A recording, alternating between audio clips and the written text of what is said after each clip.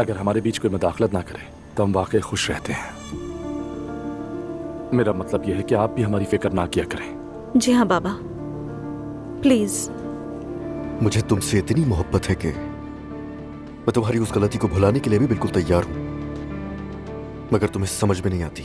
जो अपनी बेटियों का दिल नहीं दुखाते वो दूसरों की बेटियों का बहुत आसानी से दुखा देते हैं। दुआ सुबह सुबह शुरू हो गई हो।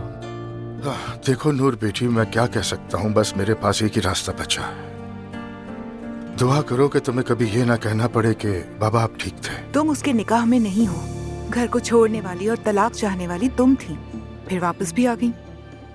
अब बगैर निकाह के रह रही हो। इसका मतलब और भी मसाइल हैं। हाँ बिल्कुल दुआ, और इसीलिए तुम्हें नया आगाज चाहिए। देखो दुआ, जहाँ पैसा है वहाँ ताकत है, और अजलान के पास बहुत पैसा है, इसीलिए वो कुछ भी कर सकता है।